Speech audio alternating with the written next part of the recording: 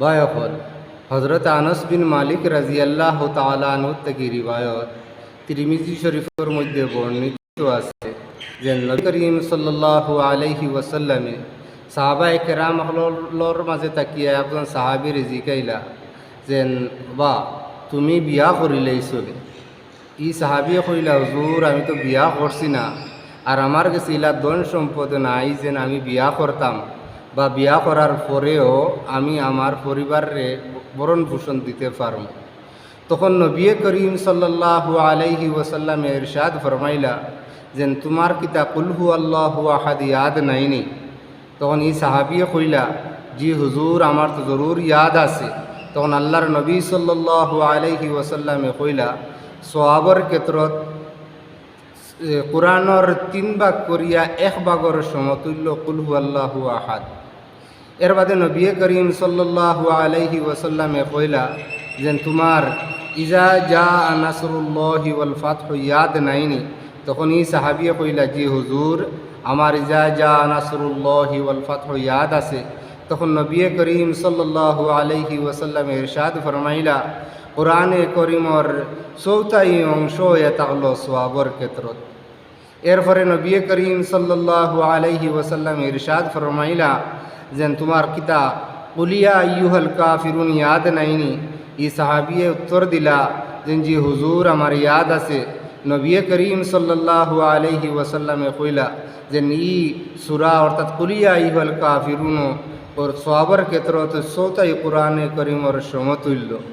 এর বাদে নবী করিম সাল্লাল্লাহু আলাইহি ওয়াসাল্লামে জিগাইলা যে তোমার কিতা ইজাজুল জিলাতিল আরদু জিলজালাহা ইয়াদ নাইনি? তখন এই সাহাবী কইলা, নিশ্চয় হুজুর আমার ইয়াদ আছে।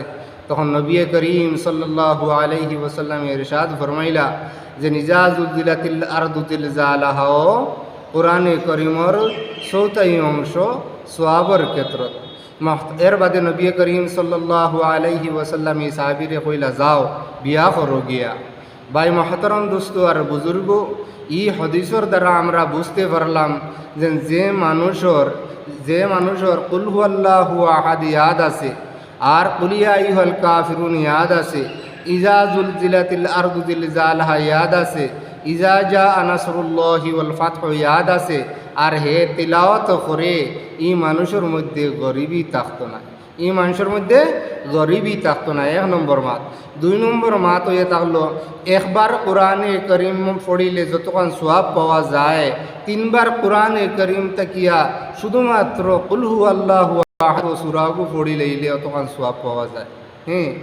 এর বাদে ইজা জা নাসরুল্লাহি ওয়াল ফাতহু 4বার পড়িলে সম্পূর্ণ কোরআনে করিম তিলাওয়াত করার সমতুল্য সওয়াব পাওয়া যায়।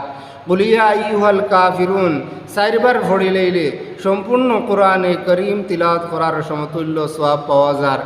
এরপরে ইজা জুজিলাতিল আরদু জিলজালাহা তিলাওয়াত করিলে 4বার সম্পূর্ণ কোরআনে করিম তিলাওয়াত করার সওয়াব পাওয়া যায়।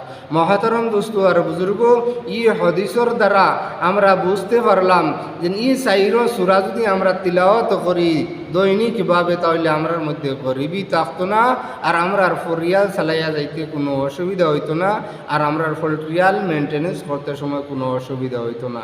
আল্লাহ তবারক ওয়া তাআলা আমরারে সহি বুজার হুনার আমল করার তৌফিক দান করুক।